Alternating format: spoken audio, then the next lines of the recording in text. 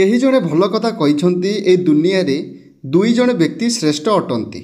प्रथमे जे शक्तिशाली होई मध्य अन्य को क्षमा देई थाए, अन्य जणे गरीब होई मध्य दान करने को इच्छा रखी थाए। नमस्कार, मु राम आपण मानक एक छोट कहानीटे कहवाक जाउची। गोटे गुरुकुल रे 30 जन शिष्य पढ़ुथिले। सेमानक मध्यरु गोटे शिष्यंक भौणी विवाह हेबाकु थिला ओ से छुट्टी मध्य चाहुथिला।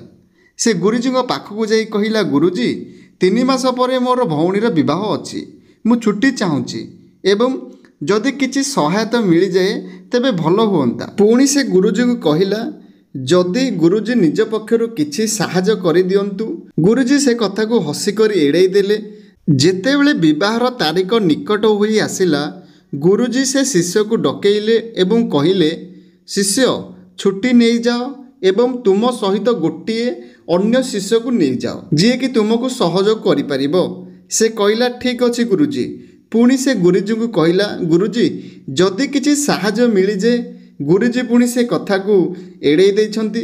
जेतेबेले 2 जन शिष्य जीवाकू बाहरी थिले, गुरुजी ताकू डकेई कहिले, एही 5टी डालिंब नहीं जाओ, यात्रा तुमर कामरे आसीबो। 2 जन शिष्य जीवा आरंभ कले।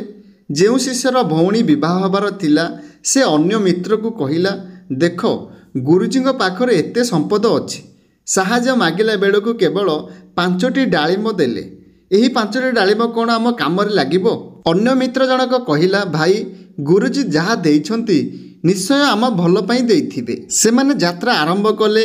यात्रा मझिरे एक मरुभूमि पड़िला। सेतेबेले गोटे राजांकर दूत ढोल बजई कहूतिला, काहा पाखरे डालिंब अछि कि?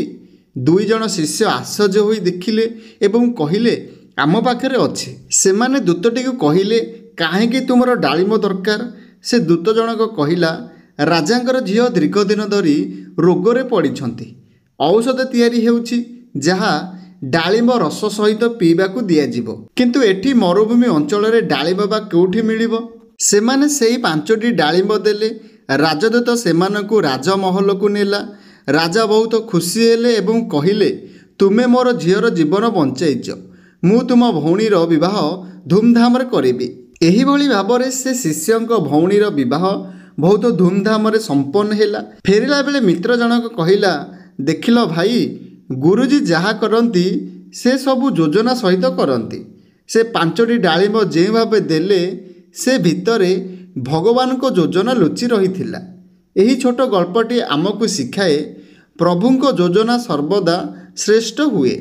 God's plan is always the best plans. आमे केबे केबे चिंता करि थाउ, भगवान एमिति काहेकि कले, किंतु आमे तो केवल निकटर जिनिस को देखि थाउ।